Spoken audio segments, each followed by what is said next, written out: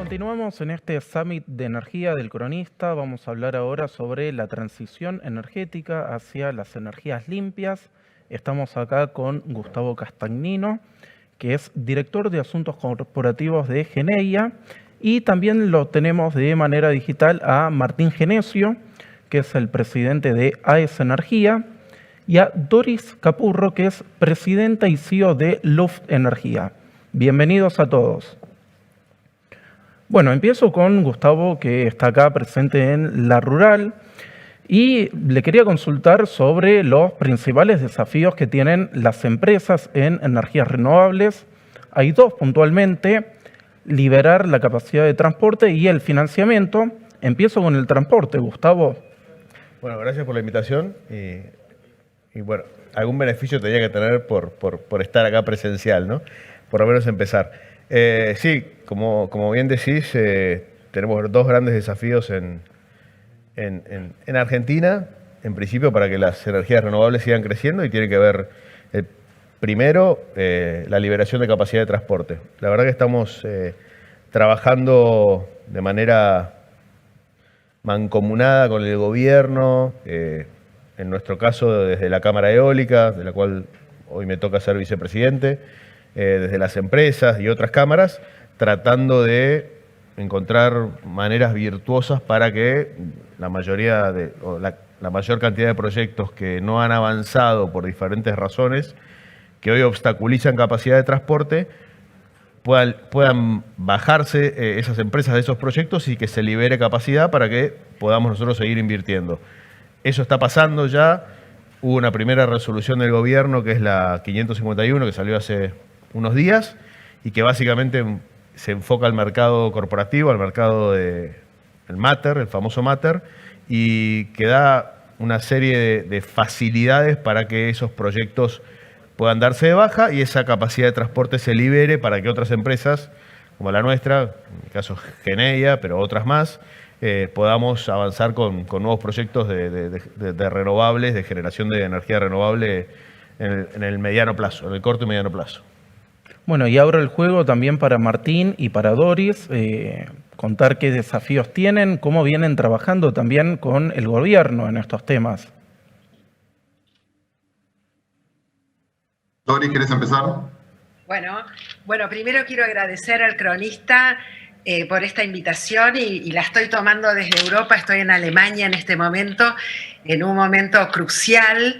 Creo que si algo nos dejó la pandemia es que la transición energética va a ocurrir, y va a ocurrir más rápido de lo que todos pensamos, así como se aceleró también la digitalización y la virtualidad en todas nuestras vidas. Esto está ocurriendo con la transición. Y ya que estoy acá en Alemania hace como un mes, en un momento crucial en el que se discute el fin del gobierno de Merkel, realmente el gran electoral es quién puede ofrecer mejores condiciones para esta transición energética, a tal punto que hasta hace unas semanas parecía que era una candidata la que podría ganar acá las elecciones del Movimiento Verde. Y acá la cantidad de medidas, se acaba del gobierno alemán definir que es obligatoria cualquier nueva construcción que tenga instalaciones fotovoltaicas de aquí en adelante, por ley. Así como estuve en España y los taxis, si no son ecológicos, si no son eléctricos, perdón, no tienen todos los incentivos que hoy tienen para poder incluso circular por todas las ciudades. De ahí que creo que el 2021 es un desafío para todas las empresas que están en el mundo de energía, ni que hablar las grandes empresas petroleras. Creo que ha sido un año, el 2021, que va a pasar a la historia como el momento de inflexión para el futuro de los combustibles fósiles.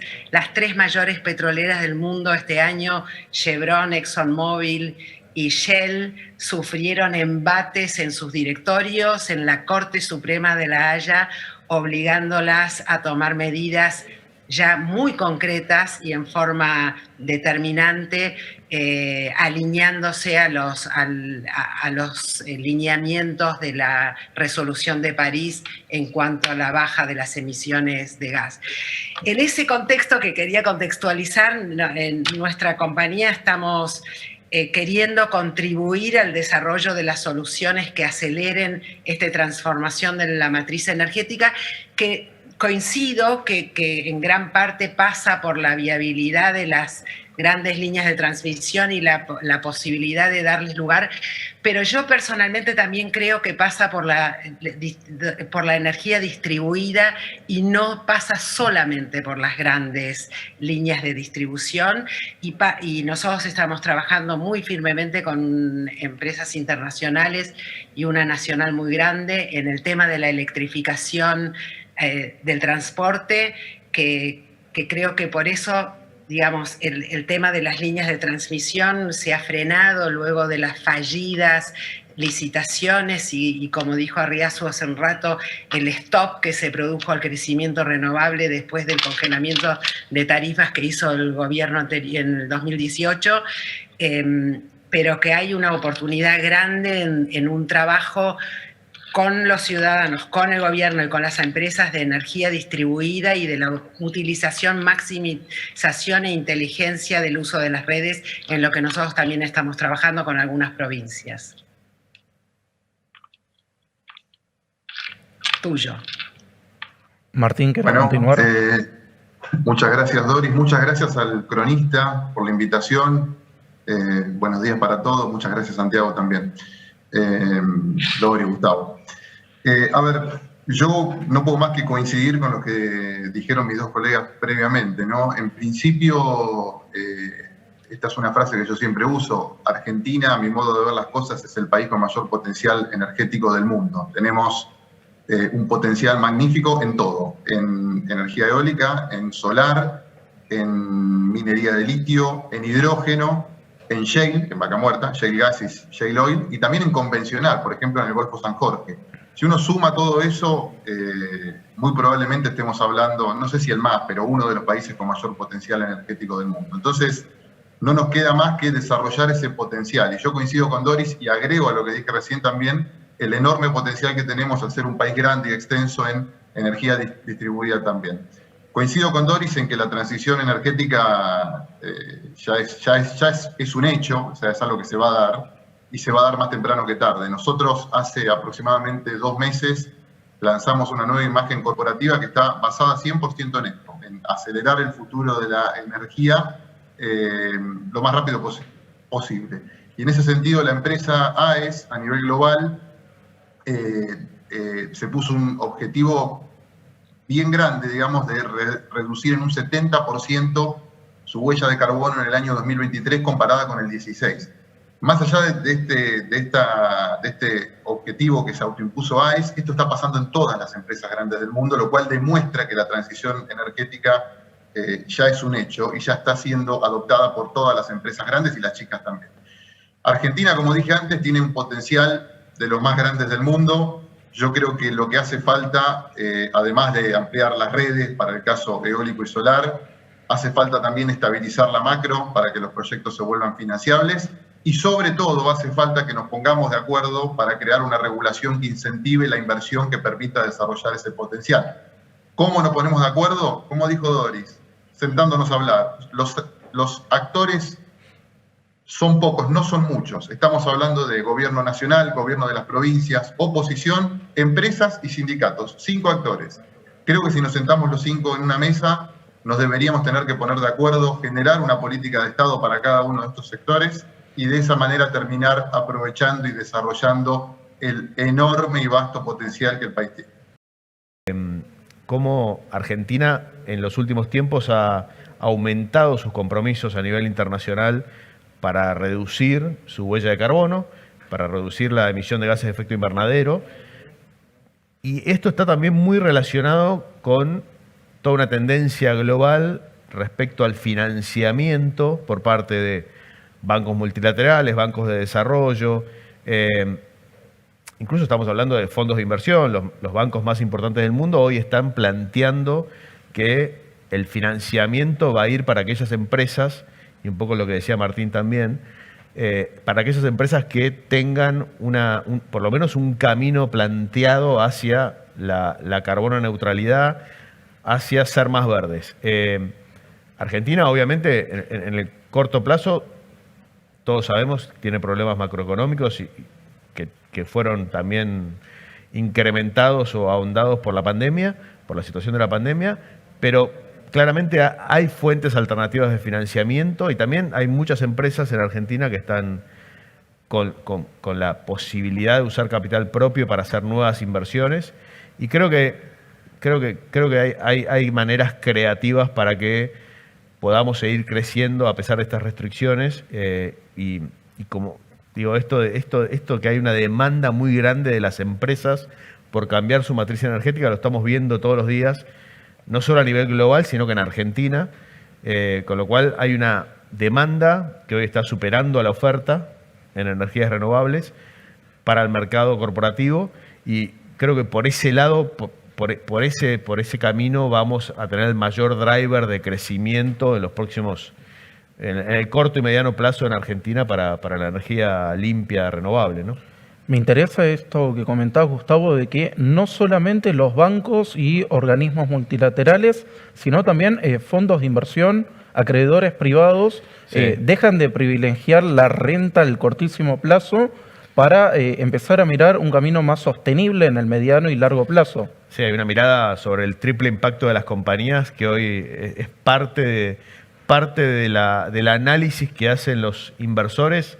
Cuando hablo de fondos de inversión, estoy hablando de los principales fondos de inversión del mundo que plantean estándares y requisitos medioambientales, sociales, de lo que tiene que ver con el triple impacto, muy, muy claros, ¿no? Y también están dando señales hacia que hay ciertos sectores de la economía, por ejemplo la prospección petrolera, que van a dejar de ser financiados por esos fondos de los cuales estamos hablando.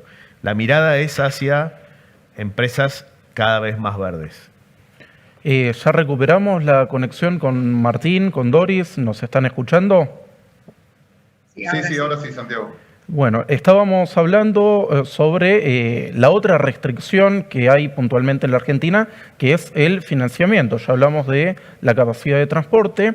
Quería empezar con Doris también sobre cómo se conjuga la situación argentina con una tendencia mundial también hacia ir a financiar los proyectos renovables. Este año también es un hecho histórico en eso, me parece, que debiéramos darnos cuenta de la importancia que tiene.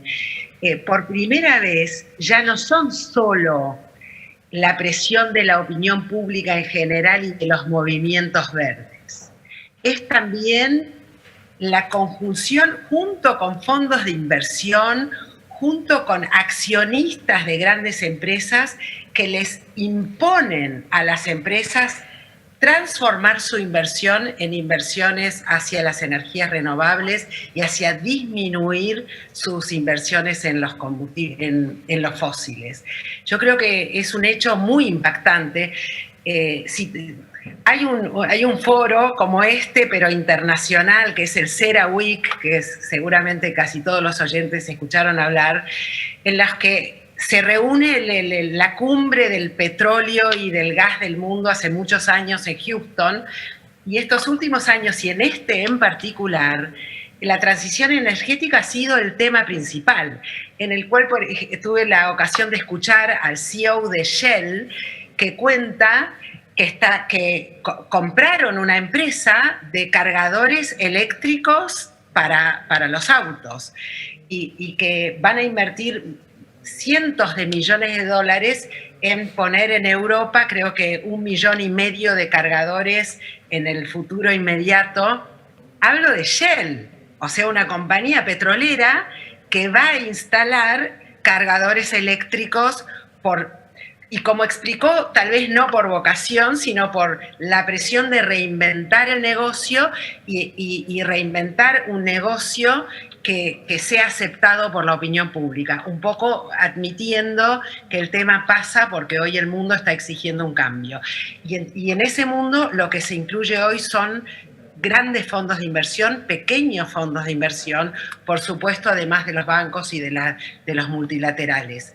Por eso creo que, como decía Martín antes, uno se cansa un poco de decir que la Argentina tiene el mejor potencial de energías y de recursos naturales, porque pareciera que los tenemos desde hace mucho tiempo, pero no los sabemos poner en valor.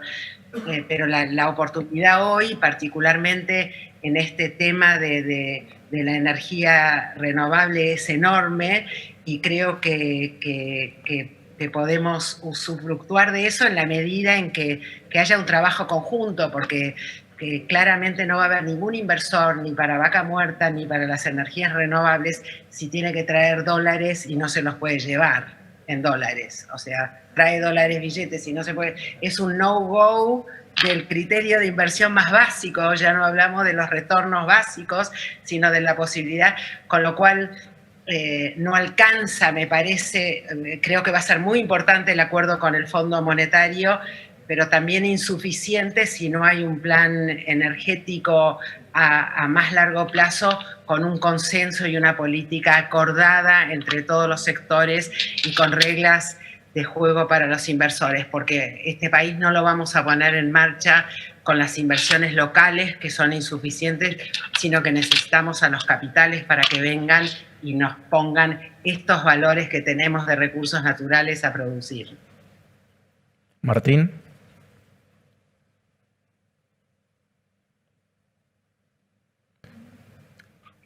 ¿Nos escuchás, Martín? Sí, a ver, coincido 100% con lo que dijo Doris, como dije antes, ¿no? O sea, y como también dijo Doris, también dijo Gustavo, la transición energética ya es un hecho, ya es algo facto, ya es algo que está pasando, no está puesto en duda en ningún lugar del mundo. Todas las empresas, Doris dio el ejemplo con Shell, tengo decenas de ejemplos más de empresas grandes que están apostando casi en un 100% por la transición hacia las energías limpias.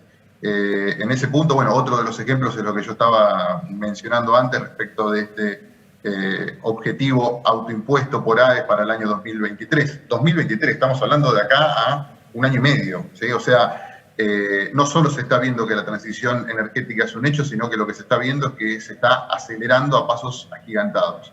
Yo creo que en 5 años el mundo energético va a ser muy distinto, y vuelvo a insistir, no creo que haya un país mirando los recursos naturales más positivo para enfrentar la transición que Argentina. Tenemos todas las opciones y todas las potencialidades para que la transición se haga de manera efectiva, adecuada y rápida. Simplemente tenemos que ponernos de acuerdo. Ese es el mensaje. Bien.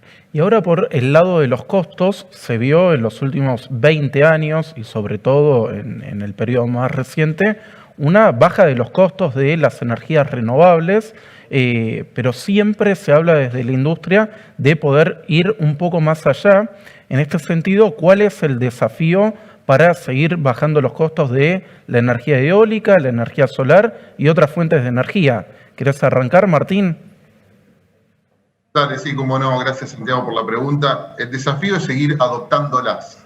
Lo que se ha visto en los últimos años es una baja sustancial en los costos de los molinos eólicos, de los paneles solares, en gran parte por la gran adopción que el mundo ha tenido respecto de ellos, ¿no? O sea, la continua adopción de la tecnología renovable hace que los costos bajen. Si continuamos adoptándola e incrementamos esa adopción, seguramente los costos van a seguir bajando. Yo creo que el próximo equipo que va a ver sustancialmente una baja de costos tiene que ver, o va a tener que ver, con todo lo que tenga que ver con el almacenamiento. Nuestra visión hacia futuro de mediano plazo, te diría corto también, corto, mediano y largo plazo, es que todo lo que tenga que ver con el almacenamiento de energía, estoy refiriendo a las baterías, va a enfrentar en los próximos meses / años una baja de costos sustancial que va a generar un círculo virtuoso, porque esa baja de costos va a hacer que estos sistemas se adopten muchísimo más. Doris recién daba el ejemplo de Shell, eso es un ejemplo bien claro y concreto. Esa baja de costos, es también el líder mundial en todo lo que tiene que ver con almacenamiento, y yo veo dentro de la compañía cómo en distintos países esto se está adoptando cada vez más. y ese aumento en la adopción va a hacer que los costos sigan bajando y veamos una curva muy parecida a la que vimos tanto en energía eólica como en energía solar. Doris. Definitivamente las energías renovables se transformaron ya, me parece, en la fuente energética más barata. No lo digo yo, lo afirmó hace muy poquito el director de la Agencia Internacional de Energías Renovables, IRENA, que es una fuente absolutamente seria y de investigación internacional. Y del total de la generación de energía mundial agregada el año pasado, que son 162 gigawatts, el 62% registraron costos inferiores a los de la opción nueva más barata basada en combustibles fósiles. Esto demuestra que no es una promesa a futuro, ya es que los costos son competitivos y, como dice Martín, a medida que más se desarrollen, obviamente más masificación exista y por lo tanto los costos bajan. De hecho, en la última década, entre el 2010 y el 2020, la competitividad de las tecnologías, tanto solar como eólica, mejoró drásticamente, lo que hizo que baje el costo prácticamente entre un 50 y un 80% según las tecnologías. Esto, junto con el almacenamiento que ya existe y que las haría sostenibles en cuanto a la sustentabilidad del tiempo, el poder abaratar también el almacenamiento de la energía, que no sabemos si serán años o décadas, pero falta poco para que el acceso a la masificación y a un precio bajo del almacenamiento llegue. Creo que esto va a revolucionar. Yo ya casi no hablaría de la transición energética, sino de la revolución energética. Creo que hay algunos que todavía están mirando para otro lado, pero que las empresas serias de oil and gas, de petróleo y gas, como ocurre en el mundo, que se están transformando, algunas todavía en lo retórico, pero ya si uno analiza hasta su comunicación en los webpages principales, ya enfocan desde el arranque en su adhesión a la transición energética y algunas tienen hoy la incorporación verde en sus directorios con obligación no solo de ser sustentables en su operación, sino también de ser sustentable a sus clientes y a sus proveedores. Esto es el caso de Chevron, por ejemplo. Y definitivamente creo que el proceso de costos en la Argentina lo estamos viendo poco porque el proceso sufrió un freno terrible en el 2018, veníamos con un boom de crecimiento renovable y si bien en este último año estamos llegando casi al 10% de la energía proveniente de renovables y estamos en camino del cumplimiento de la ley votada por unanimidad en 2015, queda un camino muy duro por hacer, pero muy posible, y creo que la Argentina podría despuntar en ese sentido en América Latina por sus condiciones naturales e intelectuales. Bien. Gustavo, te dejo la idea del final sobre los costos. Sí, a ver, sobre los costos coincido con lo que dicen Doris y Martín, y claramente cuanto más escala haya, cuanto más se expanda la energía renovable en todas sus diferentes tecnologías y diferentes fuentes, más van a bajar los costos. Sin duda, como decíamos, este camino es un camino que ya está marcado, no hay vuelta atrás. Más tarde o más temprano, Argentina se va a poner a tono con el camino que está iniciado a nivel mundial. Estamos creciendo, hay muchos proyectos para adelante. La mayoría de las empresas que estamos instaladas en Argentina y que nos enfocamos en energías renovables tenemos la voluntad de seguir creciendo porque la demanda está muy presente, lo vivimos todos los días. Con lo cual, la verdad que mi mirada es positiva, tengo una mirada muy positiva respecto a esta transición, a este cambio radical respecto hacia dónde vamos como planeta, pero también Argentina está muy alineada a esta tendencia global que vimos hace menos de un mes y medio en la reunión del G7 y del G20, en la cual la mayoría de los países propusieron metas mucho más ambiciosas de reducción de gases de efecto invernadero, entre ellos Argentina, con lo cual para poder cumplirlas, no solo para cumplir la ley, como decía Doris, que la vamos a cumplir, sino que vamos a tener que laburar fuertemente para poder cumplir con esas nuevas metas que Argentina se está imponiendo. Así que, nada, muy optimista.